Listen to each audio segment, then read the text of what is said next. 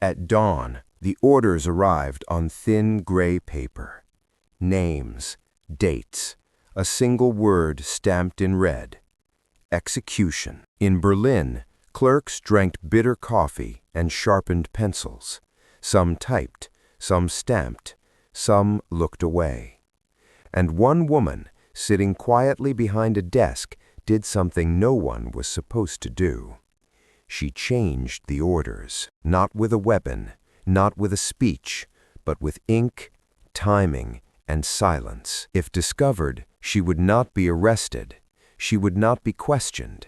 She would disappear. This is the story of the German secretary who altered execution orders, and how a few strokes of a pen turned death into delay, and delay into survival. The Third Reich ran on paper. Millions of documents moved through ministries every week, typed, copied, stamped, filed, rail schedules, arrest lists, deportation orders, execution warrants. The regime trusted paper more than people, because paper did not hesitate. Secretaries were the invisible engine of that system, mostly women, unarmed, unimportant, at least on the surface. They were expected to type exactly what they were told, exactly as it was dictated. No questions, no errors, no conscience. Our story begins with one of them. She was not famous. She did not wear a uniform. She never joined the resistance, never planted a bomb, never smuggled weapons. She worked in an office that smelled of ink, dust, and fear, an administrative department tied directly to military justice, courts-martial, sentencing, confirmations of death. Every execution required paperwork, multiple copies, multiple approvals, and every document passed through her hands. She was trained to be invisible. That was her protection, and eventually her weapon. She had learned shorthand as a teenager, typing drills until her fingers ached. Her teachers told her accuracy was everything. A single mistake could cost a career.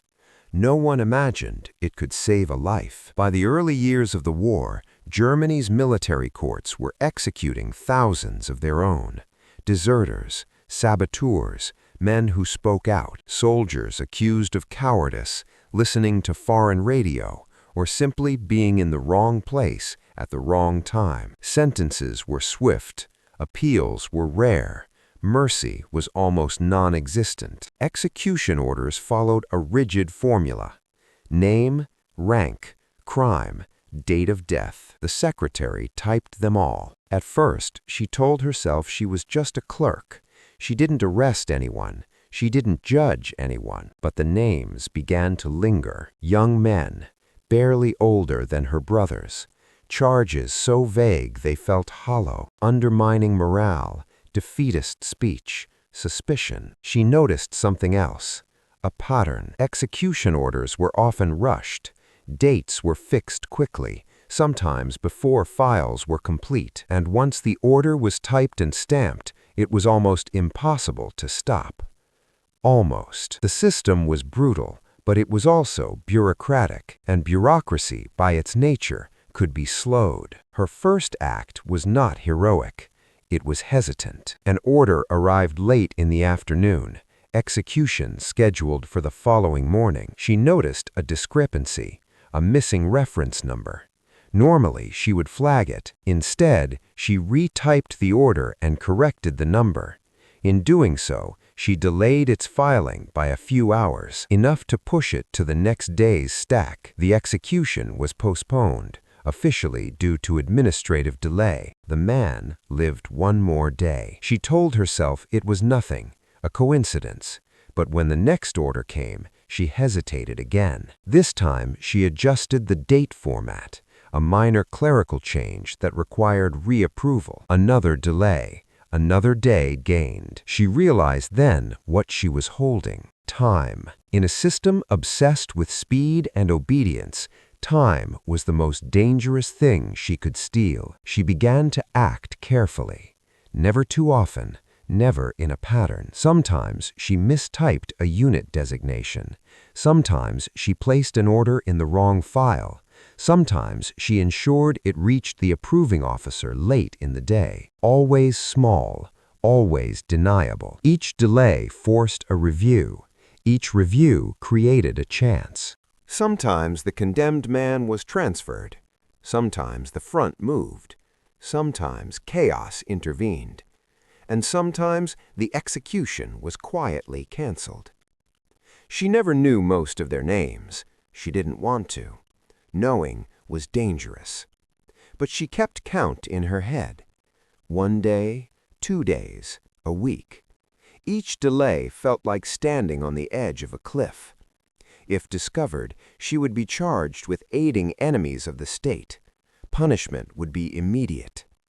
She watched colleagues disappear for less.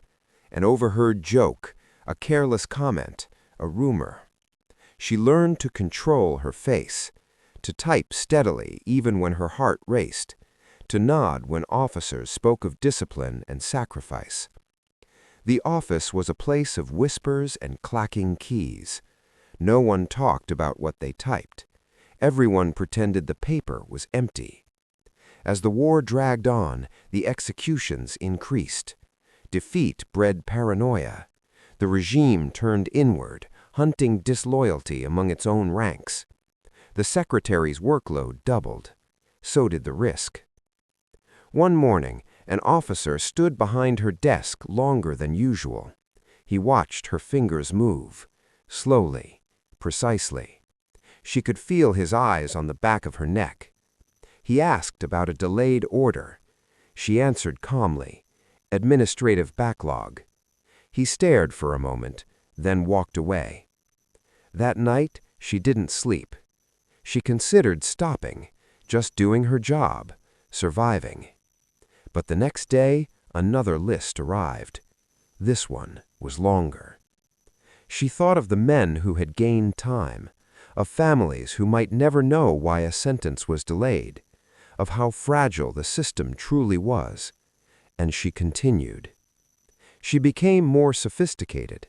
She learned which officers reviewed which files, who rushed, who lingered, who questioned errors, and who signed without reading. She directed orders toward the slow ones. She used the system against itself. Every action was reversible. Every mistake could be explained. She never altered a sentence directly, never erased a name. She altered the path. The war turned against Germany. Bombs fell closer. Offices moved.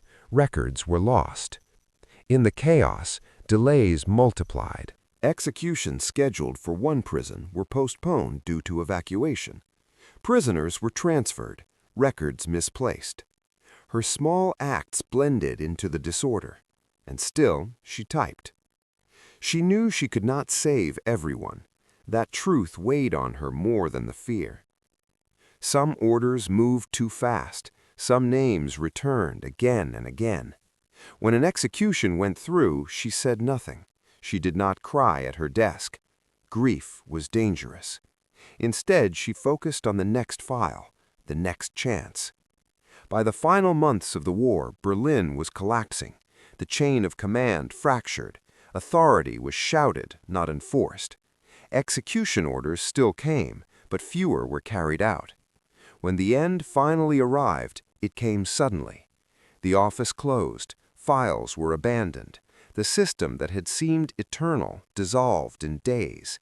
She survived the war without recognition, no medals, no speeches.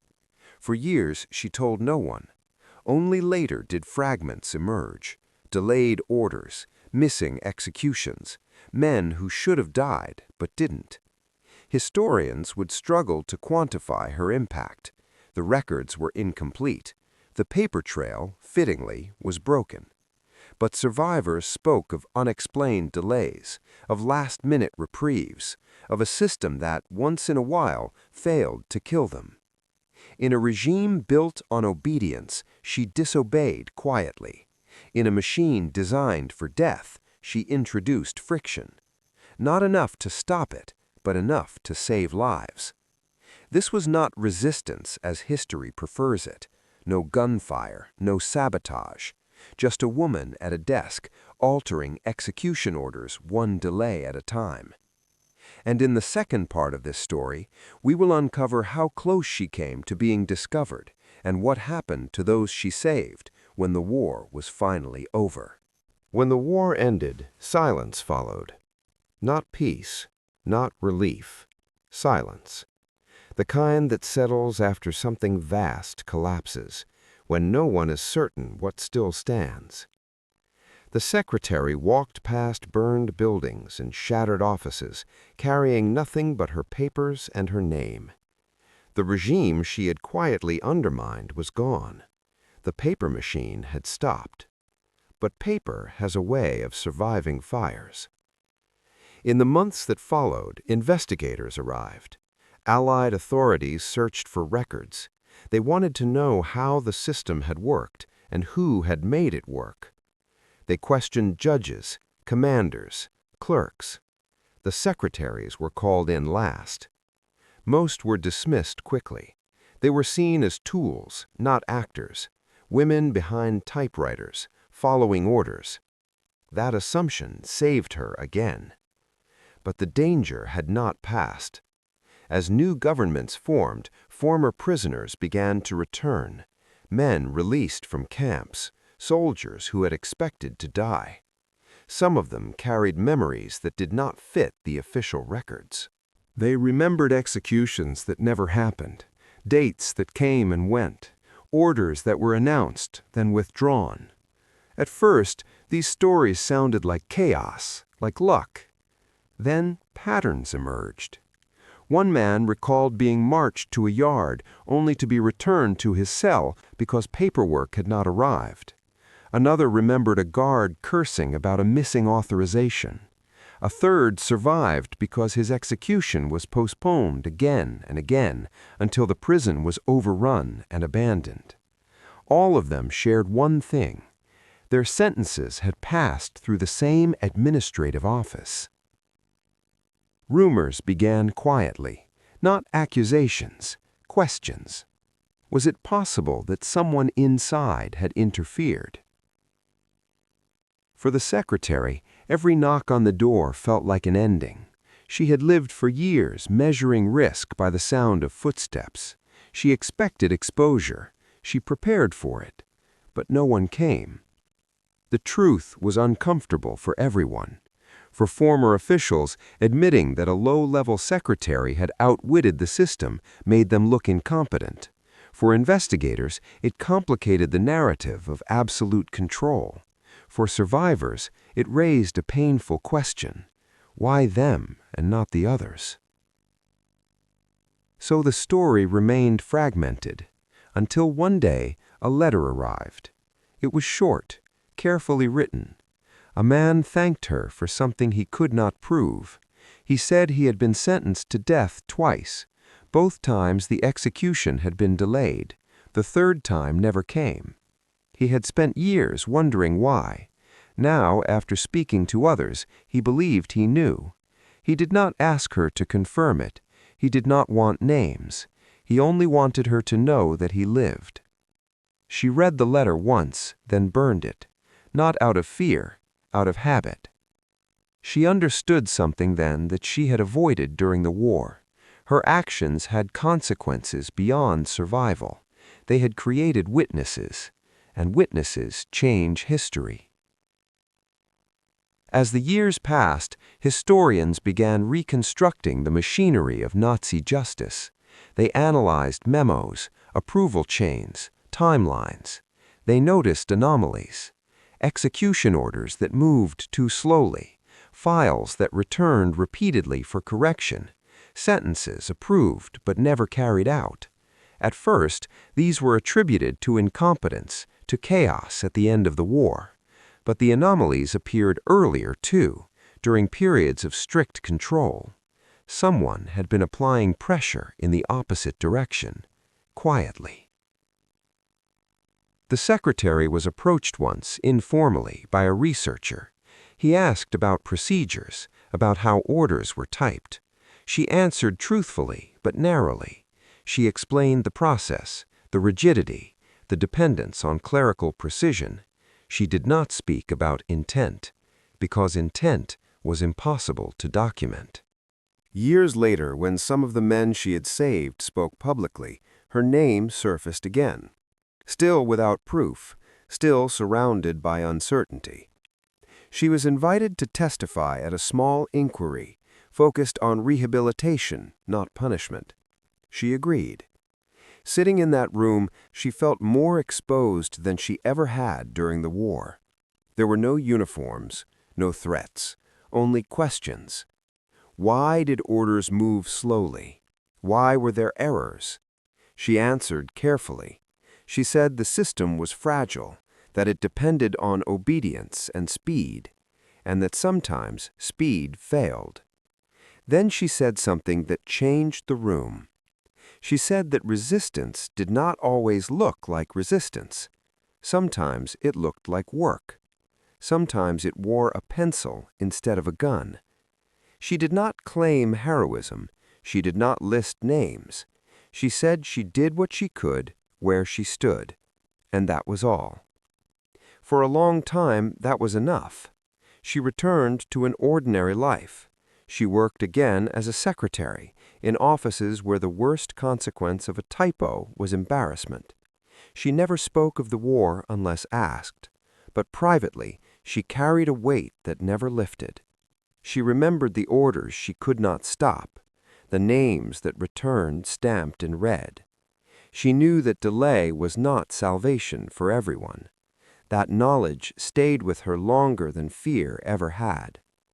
When she died, there was no state funeral, no public monument. Only later did a small archive publish a study. It was cautious, measured. It concluded that clerical interference had likely saved dozens, possibly hundreds of lives. It did not list her name in the title, but it included it in the footnotes. That is where quiet resistance often ends up, in the margins. Today, when we think of courage, we imagine confrontation, defiance made visible. But history is also shaped by those who understood systems well enough to bend them, by people who recognized that power flows through mundane places, through desks, forms, stamps.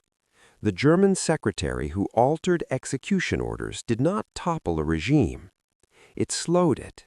And in slowing it, she proved something dangerous, that even the most brutal machines rely on human hands, and human hands can hesitate.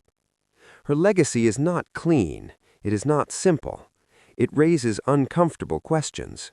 How many lives could have been saved if more people had acted like her? How many chose not to? But it also offers a truth that matters, that moral choice does not always announce itself loudly. Sometimes it arrives as a document on thin gray paper. And what you do next, quietly, carefully, decides whether someone lives to see another dawn.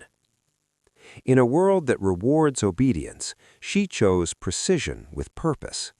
She chose delay. And in those stolen moments of time, lives continued. Not because the system was kind, but because someone inside it decided, silently, not to be.